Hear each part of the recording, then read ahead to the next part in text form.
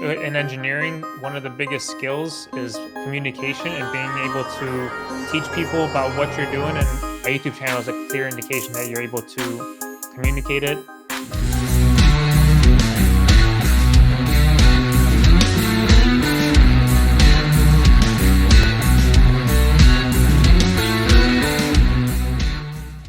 So Tadas, the first time I found out about you was through your YouTube channel. Your edits blew me away, to be honest. So I really want to know what was your inspiration behind starting a YouTube channel, and also that how much time you invest into it. A lot. So, like I said, the reason I started was just because I was kind of getting bored at my job, right? I needed some kind of way to, I don't know, maybe keep learning at a consistent pace and kind of keep express my creativity in a way, or just kind of work with that stuff. So it started me just building applications at first. Then I realized there wasn't that much content on Flutter online, so I decided to put out some videos to hopefully help people not run into the same issues that I was having. And I'm actually, my first grand idea when I started, I was like when you're building an application, right? You're building behind the scenes, nobody really knows, and then only at the end you get to see if people actually like the product or something like that. So my big push at the beginning was to build this whole book club application that I have on my YouTube channel, so you don't have to wait until the very end to find out if it's good. And like during that process, people might learn, and it could be useful for people, and eventually maybe even like you can monetize the actual building process of that application, which I thought is a crazy idea, and like hopefully it would help some people. But that's kind of what got me started. And then the time putting into that was crazy at the beginning. Like I was putting out 2 videos a week, but you could definitely tell there was I think like the most advice that people that create content on YouTube tell you is like at the beginning, start with like consistency and try to put out like as much as you can handle, because you just learn so much during your iterations, right? The first couple of videos of mine are like terrible. If I look back on them, like I'm not embarrassed or anything, because like that's just where everybody kind of starts. Right, Yeah, the right. first videos are nowhere near as good as some of the ones I put out in the past year, at least in my opinion. And then yeah, I try to just every video I try to improve one little thing, whether it's like thumbnail design, whether it's um, I don't know, an intro. I got into some intros at the beginning for a while, uh, like how to keep viewers engaged, all that stuff. It was just like an iterative process that I went through over the years, and yeah, it was a lot of work, but I mean, it was all fun, and I learned a ton, and yeah. Hmm. Interesting. So has it ever happened that you had to sacrifice on your development part for creating content, or you had that figured out always? There's been like a little shift that I've been going through. So at the beginning, I think it was actually the YouTube channel was a thing driving my learning, because Oh. like I had a set dedicated thing that I'd release at least one video a week. I mean, at first it was 2 times a week. Then I'm like, this is kind of unsustainable. So I changed to one video a week, and like hoping to improve my videos every single time. So what I would do is I would pick a topic that I didn't understand at that point and learn it for this week, and then create a video for it next week. And while I'm learning it, I'm creating the video for the previous week. So I had like this kind of pipeline structure where I was learning something new every week and teaching people about what I was learning the week after. So I think that's what led me to like become a Google developer expert, and like kind of learn about Flutter well enough to be, you know, comfortable developing like kind of whatever I desire with it. So I think that at first that drove a lot of it, but then I kind of got into a little rut. I wouldn't say like burnout or anything, but I just wanted to do like I wanted to focus on editing. I wanted to like try some other things, and focus on storytelling and just different parts of YouTube that weren't necessarily developer focused. And then so that's when I would say I became less like there was a shift where I was less worried about the development part of it and more worried about creating better YouTube content. So at Hmm. that point, then it definitely like suffered, but it wasn't necessarily because of YouTube that it suffered. It was just something that I wanted to do differently.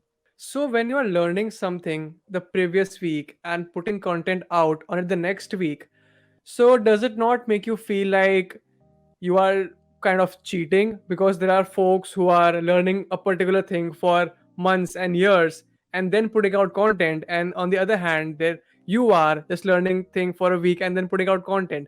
So did not that make you feel like, am I doing something wrong, am I missing out something? How did you cope with that? So I don't think so, because the things I would be teaching aren't as big as the people. I think if they're learning something for a year, they were probably like either creating a full course or something like that. I would create True. like 8 to 10 minute videos about a specific topic. So maybe a specific state management tool, which after working with like different ones, learning a new one, they're all pretty much the same thing, just kind of a different like organization. So the videos weren't like big huge topics for videos. Maybe it was like one video I remember was just like Google fonts or adding in Google fonts. Like there's not that much like Okay. learning involved. And like I think I mean, at that point, I'd spend at least probably an hour a day. So like spending a whole week, like learning like throughout a whole week, and then like Saturdays, I would spend like 3 or 4 hours. So that's like almost 8 hours a week, probably learning a small like topic and trying to create like a easy to understand like code piece for it. Um, for me, I think it worked. Like I definitely I would say if I look back at my very first videos, so that's when I wasn't what probably wasn't as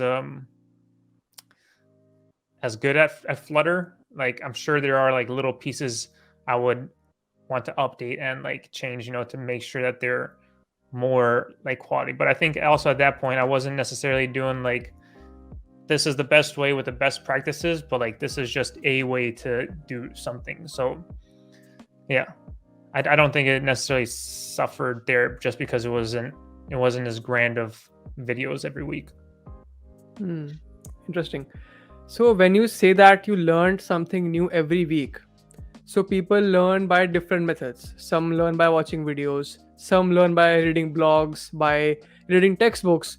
So what kind of person you are? How do you like to learn? I'm definitely a YouTube person. So like whenever I could, I would learn from YouTube. But like I said at the beginning, there wasn't that much content.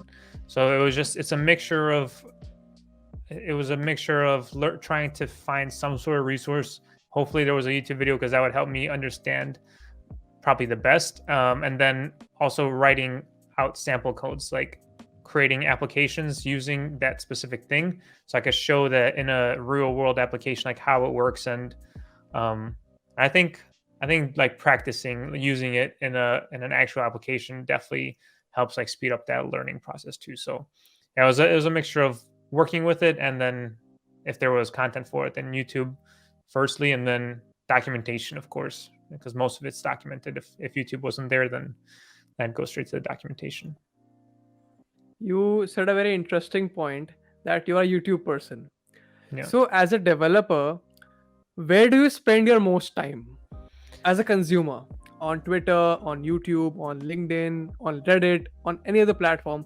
Where do you spend your most time? So it's definitely on YouTube. Um, with Twitter being like a close second, but I've been trying to like get away from Twitter because you get into like a little, you can get on Twitter for like 5 minutes and then it ends up being like half an hour. And you're like, oh, where did all this time go? I mean, same thing happens with YouTube, but with YouTube, I have that excuse that, oh, maybe I was learning something, right? On Twitter, usually, I mean, there are threads that are definitely like interesting to learn, but yeah, most of my learning happens on YouTube for sure. And I mean, yeah, YouTube's kind of like the platform that I feel like has had the biggest impact on my life. So that's kind of where I kind of stick around. So, Tadas, when you say that you learned something new, you posted content about that the next week. So, my question for you is regarding college going folks. Folks who want to create content on YouTube, on Twitter, want to make an online presence, but sometimes they feel that there is already loads of content on that particular topic, on that particular tech stack. So what difference will my video make? What difference will my blog make? So how to tackle that mindset? So I think most people they need to figure out what their goal is, because if your goal is to create an audience, that's one separate thing. But I think in general, creating content, a very good goal for it is to be able to learn better yourself, because when you're teaching people, that's when you learn the most, right? I think there's some saying out there that you don't the best way to like remember something and really understand is to try to teach it to somebody. So that's what you're doing when you're creating content. And if you're learning and you're teaching it to someone, um, your own like knowledge and what you're learning is going to be that much better. And also, if there's another option, so if you're looking for a job or something, or eventually looking for a job, having that's kind of a big addition to your resume in my eyes. If you have someone that like showcase that they actually know all this stuff, has built cool stuff on their YouTube channel, can explain the topics, I think that's a very, very big plus for anybody that's Do hiring. you really think that having a YouTube channel, a good YouTube channel, can help your resume? I definitely think so. I guess I think in engineering, one of the biggest skills is communication and being able to Hmm. like teach people about what you're doing and be able to, you have to like write up documentation like at least a little bit and be able to explain to your peers what you're actually doing. Like if you have like people that are, if you're experienced in the field, you have people coming in new, you have to teach them. Communication is a huge part in like the developer workforce. So a YouTube channel is a clear indication that you're able to communicate it, or maybe not a clear indication, but like if they are well done, right? You can see for yourself what type of communicator this person is, and how they're able to explain their code. So I definitely, at least in my eyes, I mean, every employer is going to have their own opinions, right? But if I was looking to hire someone, I think that'd be a huge benefit. Even if like not just YouTube, like blogging, just being able to explain what you're doing in a concise and good way. Yeah. So that's if I give you a chance that you can go back in the past and do something differently. So would you take that and would you do approach anything differently, or you think that you have made the right decisions and your journey in development was a near perfect one? I mean, I think everybody would go back and change something, but I mean, I think you can't really think about the past, right? You can't change the past. You just got to move forward with what you've done. Of course, I see all these people on Twitter that are inspiring me, like people at 16, like creating crazy applications that know, like, that are machine learning experts. And I'm like, that's incredible. Like, I think I wrote I think my first like exposure to development was out when I was 19, like in college, in my first couple courses, because I didn't really know what I wanted to do. And then like I wouldn't even say I really got into it then. I don't think I really became an a good developer until like the last year or two maybe. And then I don't think my learning my the real learning when I would say I became a decent at least developer was probably after I worked for like a year or two. So only in my 20s did I like really start taking it a little bit more seriously. And I mean, I wish I started earlier. I wish I started creating content earlier, but you can't really live in the past. I think I still started, you know, early enough, and I'm happy where I'm at. Um, yeah, there's things I would change, but you can't live in the past, you know. Mm-hmm. True, true, very true. Yeah. So one thing that happens with me is like if I don't write code for let's say 2.5 to 3 weeks, then I lose my rhythm, so to speak. Yeah. So does it happen with you as well? And if it happens, what time frame you have? Yeah, it definitely happens to me. I actually have been like, so at Agora, I've been working on a lot of like organizational for like developer like content for like trying to get everybody else in line. So it's been a lot of like management style work. so it's not necessarily digging deep into the code Hmm. and writing all those things, and instead of it's more like broad and organizational stuff. So I haven't been developing nearly as much as I have previously. So now every time I go back to the code, I need to like, think about it. I feel like a little bit longer than I have previously. Remember some things that I've forgotten, and yeah, it takes a while to get back into it. So I definitely have that rhythm problem, and yeah, I don't think I don't think I've really been able to solve it. And it takes a little bit of time to get into it, but I mean, I think that's normal. I don't know. Yeah, yeah. I think it is. So that is one more thing which I'm really curious to ask you, since you said that you are working as a dev advocate. Is I'm really confused of what a dev advocate is. I have talked to many dev advocates, and the one thing which I find common is that dev advocacy is different for different companies. Yep. You have a different role at different companies. So, like, can you touch upon that? Yeah, so I was gonna say that the same exact thing, that it seems to be different for every single company, and I think depending on the company, you kind of get to shift your role into what you think is like the best suited for you.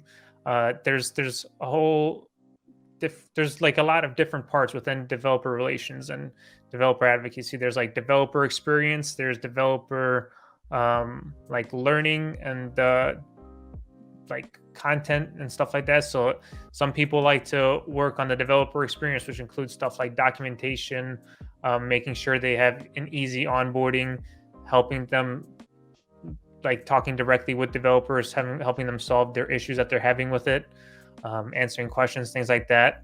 There's a where you're trying to teach the developers more. So that's kind of where I lean towards, where it's creating content to help them like be able to start with Agora and like see what Agora is really capable of, things like that. And yeah, I think depending on the company, you can kind of shift to your what's that called? Whatever you're the best at, you can kind of work Hmm. towards that. Okay. But Hmm. I mean, some companies they need a specific thing. So, I think it all comes down to helping the developers use the product that you're working for, and So it how should definitely. you? Sorry to cut you off. Like, Okay. how should you prepare for that role? Like, it has different definitions, it has different expectations. So how can you best prepare yourself for a dev advocacy role? So I don't know if I know the answer to that completely, but I know what worked for me, and I've seen it work for other people, is like content creation online and teaching people Hmm. online is Right. pretty much what developer advocacy, at least Hmm. for the learning part of it, is. So for me, I was pretty much doing what my role is within the company before I started at the company. So I was doing developer advocacy for Flutter, pretty much creating content for Flutter, teaching people about Hmm. Flutter, Right. helping Makes them pick sense. it up. And now I'm just doing it while working at Agora. So for me, it definitely, I think that's a good approach if that's something you're interested in, is to pretty much start doing developer advocacy before you get the role. Um, it worked for me, but I know there's other routes too. There's people that have different entry points into the role. I just, I mean, I just have my own experience to work off of. Wow, wow, wow. This Yeah. has been a wonderful podcast, a wonderful episode, I must say. 2, 1, go.